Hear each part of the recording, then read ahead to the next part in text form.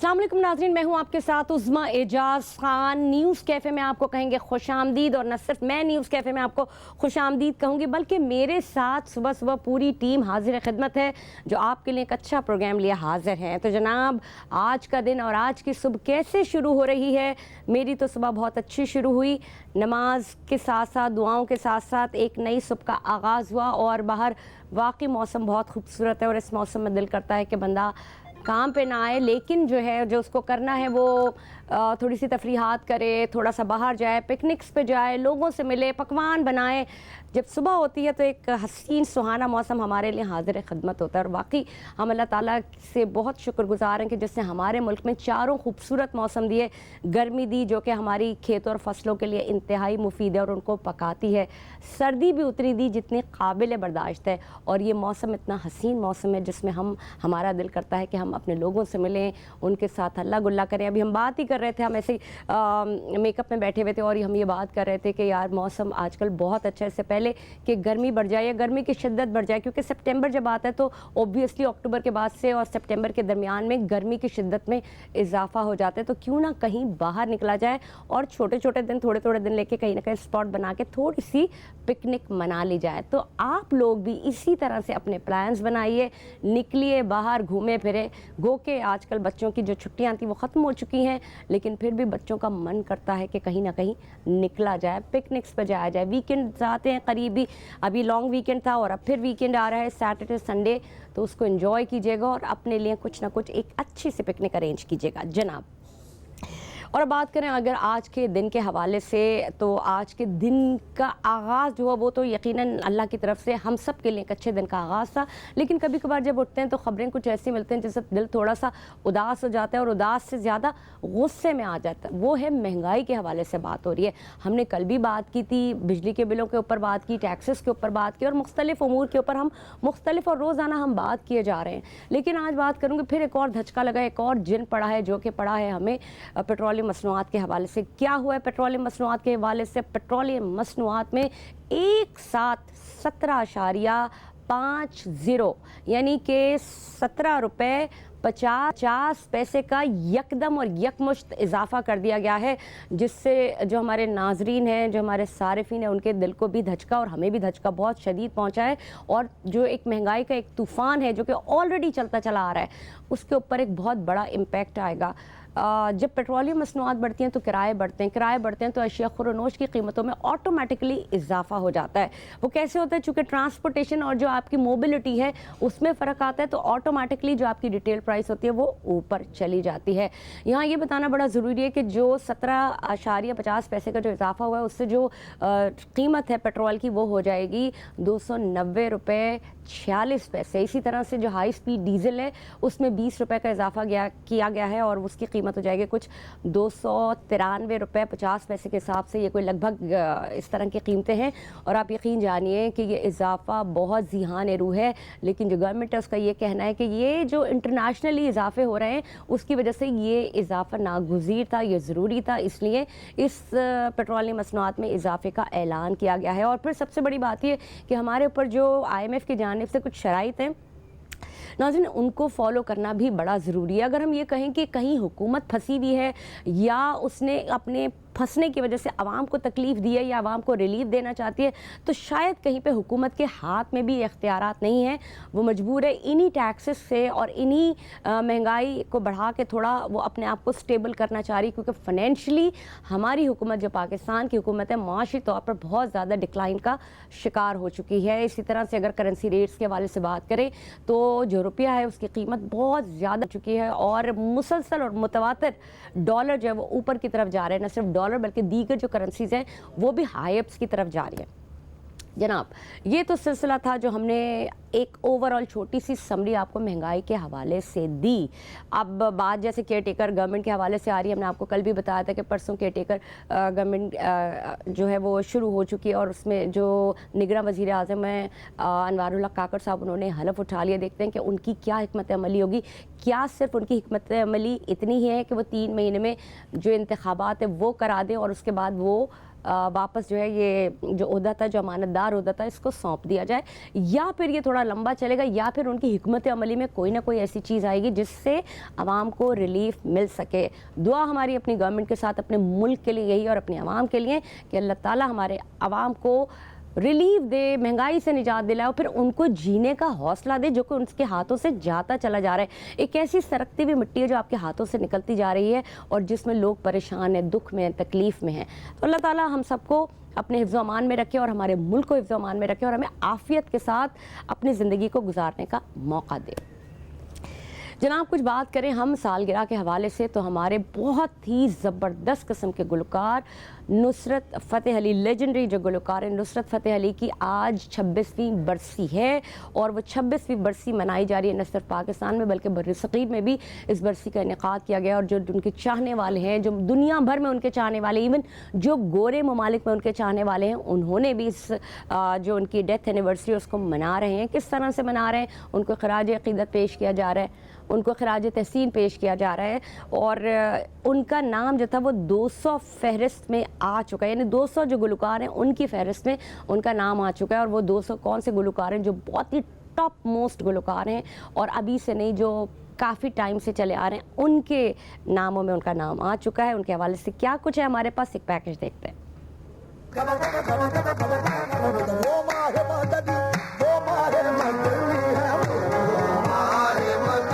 सुरों के बादशाह, कवाली के शहनशाह, आलमी शोहरत याफ्ता गुलकार नुसरत फ़तेह अली खान 13 अक्टूबर 1948 को फैसलाबाद में पैदा हुए। नुसरत फ़तेह अली खान का ताल्लुक गायकी और कवाली के एक मशहूर खानदान से था। ये ज़मीन जब ना थी, ये जहां जब ना था। नुसरत फ़तेह अली खान ने आलाप, रागों और गायकी से दुनिया भर में एक नई तारीख रकम की।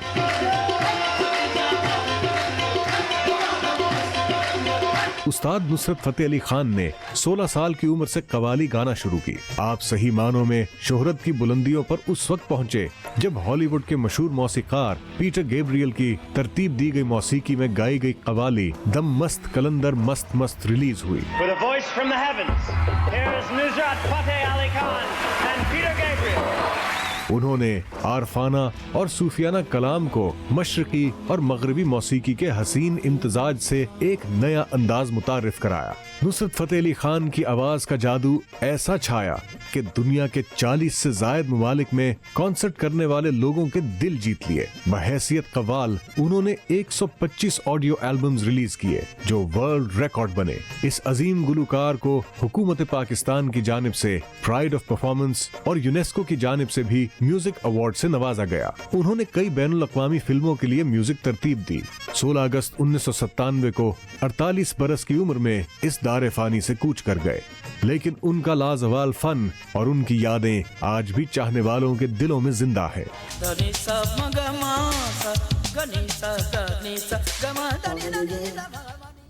जनाब, पैकेज आपने देखा, जिन लोगों को नहीं पता था उन लोगों ने भी ये पैकेज देखा होगा और उन्होंने जान लिया होगा कि किस कदर तरक्की की, किस कदर नाम कमाया, किस कदर इज़्ज़त कमाई, शोहरत कमाई। और यकीनन मुझे ऐसा लगता है, कभी कभी मैं सोचती हूँ तो इतना बड़ा आर्टिस्ट था और वो इतनी जल्दी चला गया।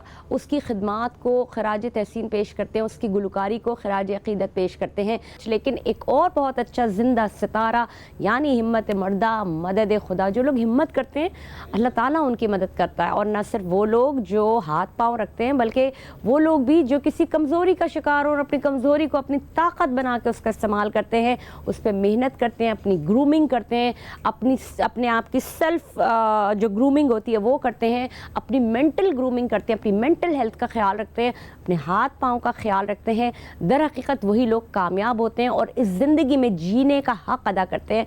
नाज़रीन, यहाँ ये बात बड़ी अहम है कि लोग कहते हैं कि जी हमने तो ज़िंदगी गुजार दी। ज़िंदगी गुजारने का नाम नहीं है, ज़िंदगी नाम है जीने का। ज़िंदगी को जिए।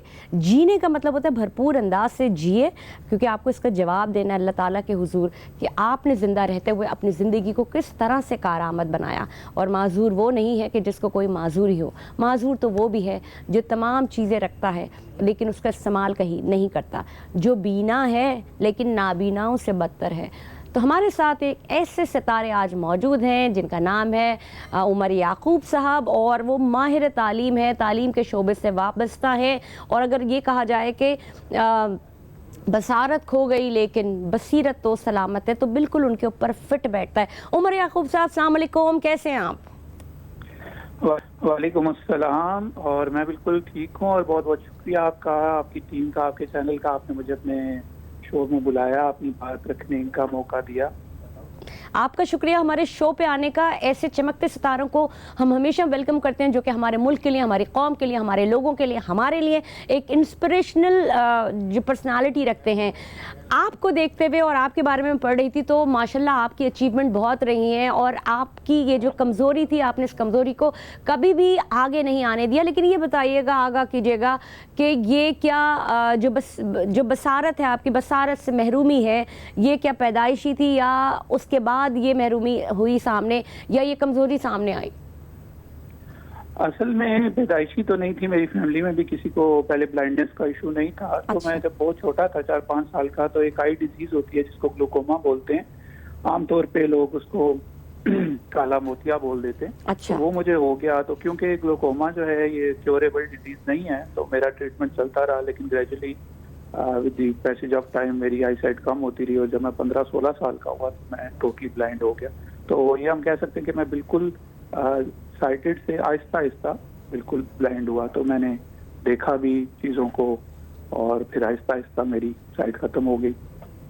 ठीक है उमर साहब, ये बताइएगा कि जब ये शुरू हुआ चीज़ें, तो पेरेंट्स डेफिनेटली डॉक्टर्स के पास लेके गए होंगे, डॉक्टर्स ने क्या कहा? और जब डॉक्टर्स आपसे बात करते थे, या पेरेंट्स का आपके साथ जो एक कम्युनिकेशन था कि इस तरह से ये हो रहा है, या ग्रेजुअली डॉक्टर्स ने कहा था कि ठीक हो जाएंगे, या फिर उन्होंने कहा था कि ये रफ्ता रफ्ता जो ब्लाइंडनेस है ये बिल्कुल प्रोमिनेंट होती जाएगी?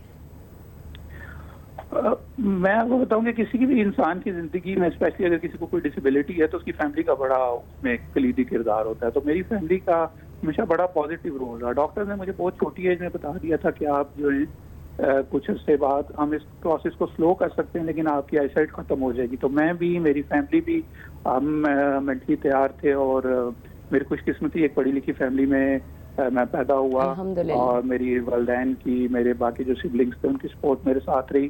तो ये प्रोसेस मेरे लिए कोई ज़्यादा कह लें कि तकलीफ दे नहीं था, और मैंने बड़ी आसानी से इसको अडॉप्ट कर लिया। ठीक। अच्छा उमर साहब, छोटी उम्र में आपने कहा कि 4-5 साल की उम्र से आपकी जो बीनाई थी उसमें कमज़ोरी शुरू हुई, तो क्या स्कूलिंग आपकी शुरू हो गई थी, और या उस वक्त से ही आपको किसी स्पेशल स्कूल में दाखिल किया गया था?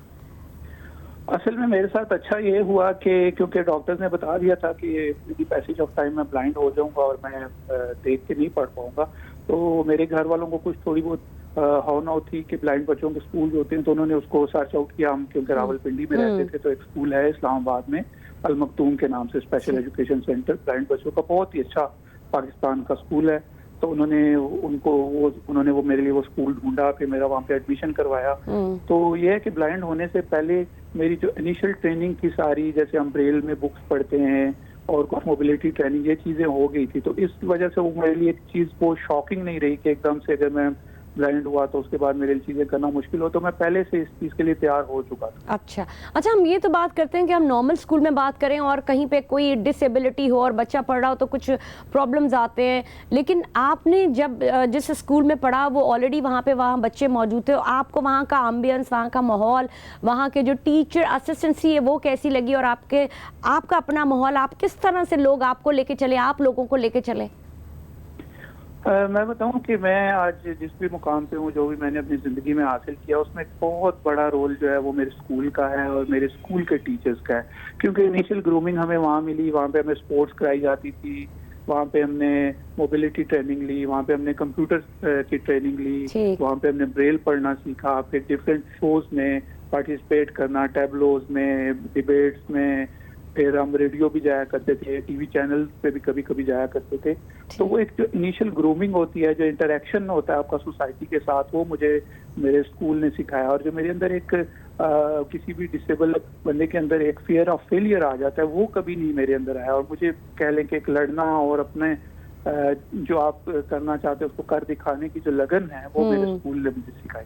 ठीक है। अच्छा, यानी ये तो एक पेरेंट्स का हाथ तो यकीनन होता ही होता है, लेकिन उसके बाद जो दूसरा हाथ या दूसरी गोद होती है वो होती है असातिज़ा की। जो आपको अच्छे असातिज़ा मिलते हैं वो आपको यकीनन आपकी ज़िंदगी में बड़ा अहम रोल प्ले करते हैं।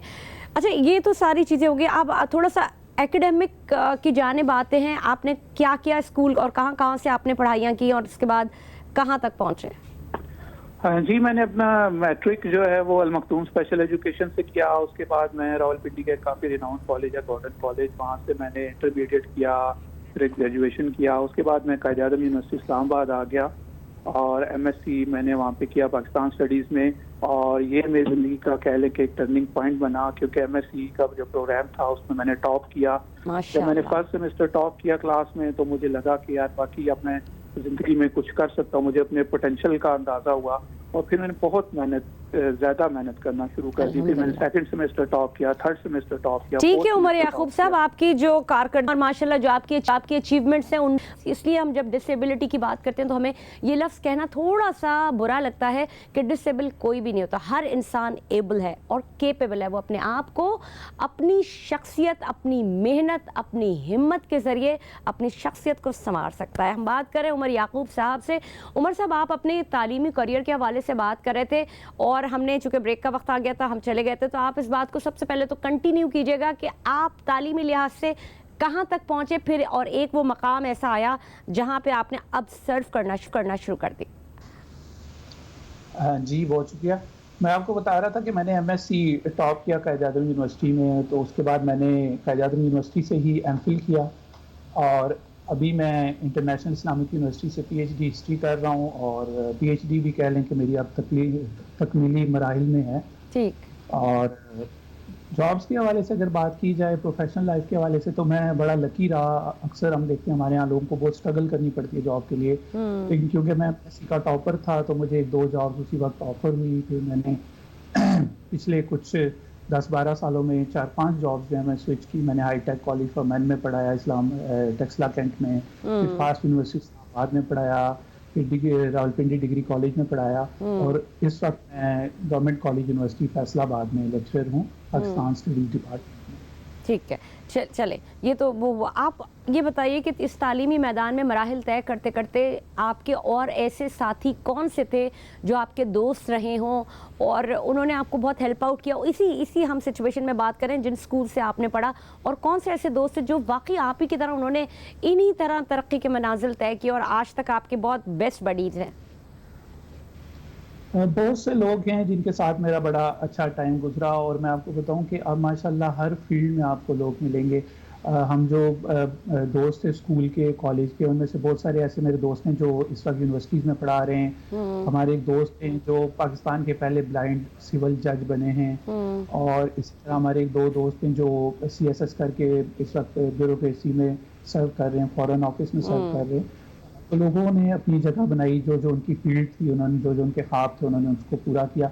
तो अभी भी सब दोस्तों से इंटरेक्शन रहता है और जो हमारे जूनियर्स हैं, नए आने वाले बच्चे हैं, उनको हम इनकरेज करते हैं कि वो मेहनत करें, कोशिश करें तो वो भी अचीव कर सकते हैं। ठीक है, ये तो बिल्कुल अच्छी आपने बात की कि आप आने वाले बच्चों के लिए आप बहुत अच्छे जज्बात रखते हैं, लेकिन जैसे कि आप ये देखते हैं हमें अभी भी कौन सी ऐसी चीज़ें जिनका फुकदान है, आपको लगता है कि नहीं ये सारी चीज़ें होनी चाहिए? क्योंकि हर्डल्स तो बहरहाल आपने भी महसूस किए होंगे ना, जहाँ जहाँ आप स्कूल से निकले, आप कॉलेज यूनिवर्सिटीज़ में आए या बाकी, और जो एक माइंड सेट होता है, माइंड सेट के ऊपर बात इसलिए नहीं कर सकते कि लोग शायद इतना उस तरह से समझते नहीं हैं, लेकिन किस सतह पर आपको लगता है कि फुकदान है और यहाँ पर काम होना बड़ा ज़रूरी है?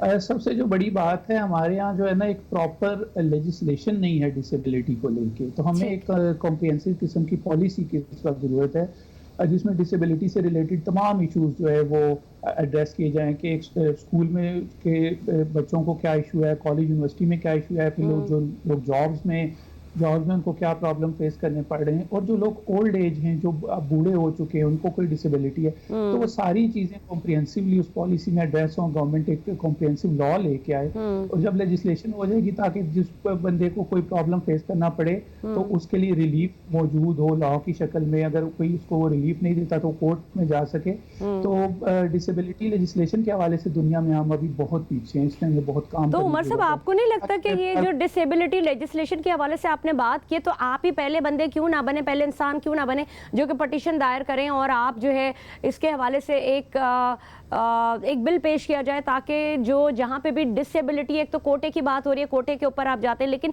जो इतने टॉपर्स हैं उनके लिए जगह और बेहतरीन जगह रखें। जैसे अगर मैं आपकी बात करूं तो अगर आप फेमस हैं, आप काम करते हैं, आप अपने लिए काम करते हैं, तो why don't you come in this legislation? जी बिल्कुल, आप सही कह रही हैं। हम बिल्कुल डिफरेंट एनजीओज़ के फोरम से, डिफरेंट सेमिनार्स में, कॉन्फ्रेंसेस में इस चीज़ को हाईलाइट करते रहते हैं। पार्लियामेंट की एक कमेटी भी बनी थी लास्ट गवर्नमेंट में, लेकिन क्योंकि आपको पता है हमारे यहाँ प्रायोरिटी जो है लेजिस्लेशन में एजुकेशन या ह्यूमन राइट्स से रिलेटेड चीज़ें बड़ी नीचे रहती हैं। तो एक बिल भी आया था, लेकिन उस पर आगे लेजिस्लेशन नहीं हो सकी, वो ख़त्म हो गया उसका टाइम। तो हम तो अपने तौर पे अभी भी जिस भी फोरम पे जाते हैं तो हम ये बात ज़रूर करते हैं, गवर्नमेंट की तवज्जो दिलाने की कोशिश करते हैं। और मैं ये यहाँ से अपील भी करूँगा उन लोगों से जो पार्लियामेंटेरियंस हैं, सेनेटर्स हैं या नेशनल असेंबली के अंदर लोग बैठते हैं कि वो इन चीज़ों को भी लेके आएँ। और जो आपकी सोसाइटी का एक बहुत बड़ा तबका है, क्योंकि WHO के मुताबिक पाकिस्तान में 10% के करीब डिसेबिलिटी है, तो उनके इश्यूज पे आप एक अच्छा, ये भी बताइएगा उमर साहब कि आपको जाहिर है कि आप चूँकि इन तमाम तर अदवार से गुजरे हैं, तो डिसेबिलिटी के जो कवानीन है हमारे मुल्क में वो हैं क्या, उनको दिया क्या जाता है, और उनमें तरामीम की तो आपने बात कर दी। डेफिनेटली कोई ना कोई जो हुकाम बाला होंगे, पार्लियामेंटेरियन, अल्लाह करे वो देख रहे हो और इसके ऊपर काम करें, लेकिन इसके ऊपर बाकायदा तौर पर एक जो बिल है वो बिल पास कराया जाएगा। लेकिन आप मुझे सिर्फ ये बताइए कि अभी तक जो है वो क्या फैसिलिटीज़ हैं जो आप लोगों को मिल रही होती हैं? अभी तक तो ये है कि 2% जॉब कोटा था गवर्नमेंट जॉब्स के अंदर, जिसको गवर्नमेंट ऑफ पंजाब ने बढ़ा के 3% किया। यहाँ पे पंजाब में 3% है, और यानी कि आपको कोई भी गवर्नमेंट जॉब है उसमें आप जाएंगे। इसके अलावा आपको जो रेल गाड़ी का फेयर है और जो एयर फेयर है और जो आपकी डोमेस्टिक ट्रांसपोर्टेशन होती है सिटी टू सिटी, उसमें कुछ 50% के करीब रिलीफ मिलता है। तो इस तरह की चीज़ें हैं, और ये बहुत पुरानी है। ये तो 80s में कह लें कि चीज़ें आ गई थी, तो उसके बाद फिर उसको चीज़ों को रिन्यू नहीं किया गया। अब असल में दुनिया बहुत बदल रही है, टेक्नोलॉजी बहुत एडवांस हो गई है। अब की दुनिया के इशूज़ जो हैं वो पहले से बहुत मुख्तलिफ हैं, तो सारी चीज़ों को रिन्यू करने की और नई चीज़ों को एड्रेस करने की ज़रूरत है। बिल्कुल, नई चीज़ों को इंट्रोड्यूस करने की ज़रूरत है। डेफिनेटली हमारी ज़रूरियात बढ़ गई हैं, हमारे जो तौर तरीक़े हैं वो बदल गए हैं और ज़िंदगी सहल हो गई है। तो हम अपने जो हमारे डिसेबल बहन भाई हैं उनके लिए भी डेफिनेटली इस चीज़ का ख्याल रखना ही चाहिए। उमर साहब, ये मुझे बताइए कि ये तो आपने बात की कि आपकी ज़िंदगी इनिशियली ऐसे शुरू हुई, पेरेंट्स ने ये साथ दिया, इस तरह का साथ दिया। फैमिली में कौन इतना सबसे ज़्यादा सपोर्टिव था? यानी एक होता है कि बहुत कोई करीबी भाई या बहन आपको बहुत सपोर्टिव होता है, पेरेंट्स तो होते हैं, लेकिन सबसे ज़्यादा हाथ किसका रहा आपकी कामयाबी में? सबसे ज़्यादा तो वो कहते हैं कि हर मर्द की कामयाबी में एक औरत का हाथ होता है, तो सबसे ज़्यादा तो मेरी अम्मी की एफर्ट रही मेरे साथ, और उन्होंने मुझे बिल्कुल इनिशियल टाइम से लेके वो चली, और उन्होंने बिल्कुल मुझे कोई स्पेशल ट्रीटमेंट नहीं दिया, बाकी बहन भाइयों की तरह ये ट्रीट किया, और इसी वजह से मैं इतना नॉर्मली अपनी डिसेबिलिटी को अडॉप्ट करने में कामयाब हुआ। और उसके बाद जो मेरी वाइफ है उसका बड़ा रोल है, उसने मेरा बड़ा साथ दिया। पिछले 9 साल से हम साथ हैं, और मैं एक बड़ी हैप्पीली मैरिड लाइफ गुजार रहा हूँ। ज़बरदस्त। और अब मेरी एक बेटी है 5 साल की। तो ये जो 3 ख़वातीन हैं मेरी ज़िंदगी में, इनका ही सारा रोल है, और इनकी वजह से ही हूँ मैं जो भी हूँ। ज़बरदस्त। लेकिन वो तो ये यकीनन आपने बात अच्छी की कि पीछे से जो है वो एक आपको जो पुश मिलता है, जो आपको सपोर्ट मिलती है, वही आपको कामयाब बनाती है। और ये कहा इसलिए जाता है कि हर मर्द की कामयाबी के पीछे एक औरत का हाथ होता है, उसकी सिर्फ ज़रूरत इसलिए पेश आती है कि वो आपको सपोर्टिव रहे। इसी तरह से जब कोई औरत कामयाब होती है तो उसके पीछे भी उसके शौहर का या उसके भाई का, उसके बाप का हाथ होता है, और किसी हद तक उसकी ज़ाहिर है जो बात है कि जो आपकी जितनी हिम्मत आपके अंदर, इसी तरह वही हिम्मतें किसी औरत में भी होती है कामयाबी के लिए। लेकिन कोई ना कोई, जब तक आपको घर की सपोर्ट नहीं होती, आपकी कामयाबी थोड़ी सी कहीं ना कहीं उसमें फ्लक्चुएशन आती है। तो ये तो बड़ी अच्छी और फ़ख्र की बात है। ये भी बताइएगा उमर साहब कि आप जो देख रहे हैं, अब आप आने वाले जो बच्चे हैं या जो आप अभी डिसेबल बच्चों को देख रहे हैं, अगर आपके पास ये वजारत मिले या आपको आपको ये कहा जाए कि आप इनके लिए कानून नाफिज करें, तो जो अभी बच्चे देख रहे हैं उनके लिए आप क्या सोचेंगे और क्या प्लेटफॉर्म बनाएंगे? एक तो बहुत ज़्यादा इस वक्त ज़रूरत है कि टेक्नोलॉजी जो है वो एडवांस टेक्नोलॉजी हमारे इदारों में लाई जाए, टीचर ट्रेनिंग को बेहतर किया जाए। ठीक जब है। टीचर्स को लेते हैं यूनिवर्सिटीज़ में या कॉलेजेस में तो उनको बताया जाए, सिखाया जाए कि आपके पास अगर कोई डिसेबल बच्चा आता है, कोई हेयरिंग इम्पेयर्ड है या ब्लाइंड है या फिजिकली चैलेंज है, तो उसकी क्या क्या ज़रूरियात हैं। फिर हमारे यहाँ बिल्डिंग्स को उस तरह से तैयार किया जाए, हमारे यहाँ बिल्डिंग्स जो एक्सेसिबल नहीं है व्हील चेयर यूजर्स के लिए। फिर वाइट का उस तरह से हमारे यहाँ पर लोगों को उसके बारे में इतना नहीं पता, उसको बेहतर किया जा सकता है। चीज़ों के ऊपर हम ब्रेल टैग्स लगा सकते हैं ताकि कोई शॉपिंग करने जाए तो वो अपनी मर्जी से चीज़ को देख के उसकी कीमत वगैरह पढ़ सके, जैसे कि वेस्ट में होता ठीक है। ब्रेल में मेन्यूज हो सकते हैं होटल्स के अंदर।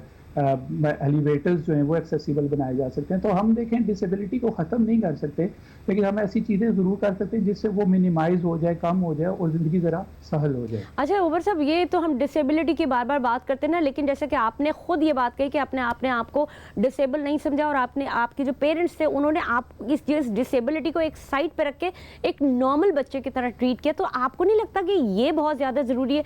सबसे पहले ये समझना बड़ा ज़रूरी है कि हमारे अंदर कोई एबिलिटी नहीं है, और अगर कोई है तो उसको अपनी ताकत बनाए। प्लस ये कि जो नॉर्मल स्कूल्स हैं, अच्छे स्कूल्स हैं, क्या उसमें एक कोई सेक्शंस जो होता है बच्चों का वो नहीं रखना चाहिए जहाँ पे डिसेबल बच्चे हों, ताकि वो भी नॉर्मल बच्चों की तरह पढ़ सके? जी, अब इस पे काफ़ी काम हो रहा है। ये नया कॉन्सेप्ट है कि इंक्लूसिव एजुकेशन की हम तरफ जाए और स्कूल जो है वो इकट्ठे हों और बच्चे जो है वो दूसरे बच्चों के साथ ही पढ़े, और कुछ इस तरह के इदारे बने भी हैं जिसमें इस पे काम हो रहा है। लेकिन सबसे ज़्यादा ज़रूरी है जो सोशल अंडरस्टैंडिंग है डिसेबिलिटी की, उसको बेहतर किया जाए कि एक आम बंदा जो डिसेबल्ड नहीं है वो आम डिसेबल लोगों के बारे में सोचता क्या है। तो वो जो सोच को बदलना है, उसमें मेरे ख्याल में सबसे ज़्यादा जो अहम किरदार है वो मीडिया अदा कर सकता है। क्योंकि हमारे यहाँ मीडिया पे जब डिसेबिलिटी को अमूमन दिखाया जाता है तो बड़ी कह लें कि वो मायूस कुन वे में दिखाया जाता है या तकलीफ के साथ दिखाया जाता है। तो अगर हम अपने लोगों को पॉजिटिव स्टोरीज दिखाएंगे, हम दिखाएंगे कि डिसेबल लोग भी अपनी ज़िंदगियों में खुश हैं, अपनी ज़िंदगी मज़े से गुजार रहे हैं, सक्सेसफुल हैं, स्टेट को सर्व कर रहे हैं, तो पॉजिटिव रखें ताकि वो जो एक माइंडसेट है ना सोसाइटी यानी का, आपके वो कहने change का हो। मकसद ये है कि जो हम इस डिसेबिलिटी को हम प्रोमिनेंट कर रहे होते हैं, हमें इसको प्रोमिनेंट नहीं करना चाहिए और नॉर्मल लोगों की तरह ट्रीट करना चाहिए। यानी ड्रामों में जो दिखाया जाता है, जो जिस तरह से। बहुत बहुत शुक्रिया उमर याकूब साहब, आप हमारे साथ मौजूद थे। बहुत शुक्रिया आपका, एक चमकता सितारा। मैं आपको नाज़रीन यहाँ ये बताती चलूँ कि बड़ी अच्छी बात इन्होंने पॉइंट आउट की है कि हमारे यहाँ मीडिया इसमें बेहतर तौर पर अपना रोल सकता है, उसका रोल प्ले क्या करना होगा। वो यही बात उन्होंने कही कि कभी कभार हम ऐसे जो अपने हमारे ड्रामाज होते हैं उसमें हम दिखाते हैं कि अगर किसी कोई टांगों से माजूर है तो उसकी टांगों के ऊपर कपड़ा रखा हुआ है, या कोई अगर आंखों से माजूर है तो उसका हाथ में ज़रूर छड़ी पकड़ानी है और उसको ऐसा दिखाना है कि वो नाबीना है, या और कोई किसी हाथों से। तो इन चीज़ों को जब तक हम अपनी ज़िंदगी से नहीं निकालेंगे, अपने ड्रामों से नहीं, क्योंकि हम दिखाते वही हैं और हम एक्सट्रीमली दिखाते हैं, यानी हम उसको एग्जैजरेट करके दिखाते हैं। तो हम इसको मिनिमाइज़ करना होगा, इन कमज़ोरियों को मिनिमाइज़ करना होगा, इन अच्छाइयों को उजागर करना होगा, और इस उजागर करने के बाद ही हम अपने इन भाई बहनों को अपनी ज़िंदगी का हिस्सा बना सकेंगे। और जब हम डिसीजंस ले रहे होते हैं तो हम उनको अपनी ज़िंदगी का पार्ट रखेंगे। ये तो ज़िंदगी का सारा जो हिस्सा है और सिलसिला है वो चलता रहेगा, लेकिन यहाँ पे हमारा जो प्रोग्राम का वक्त है वो हुआ जाता है ख़त्म। आप देखते रहिएगा न्यूज़ कैफ़े। न्यूज़ कैफ़े के बाद हम आपसे दोबारा कल मुलाकात होगी। यहाँ पे प्रोग्राम का वक्त ख़त्म हुआ है, लेकिन आप हमारे साथ ही रहिएगा, कहीं जाइएगा नहीं। अल्लाह हाफ़िज़।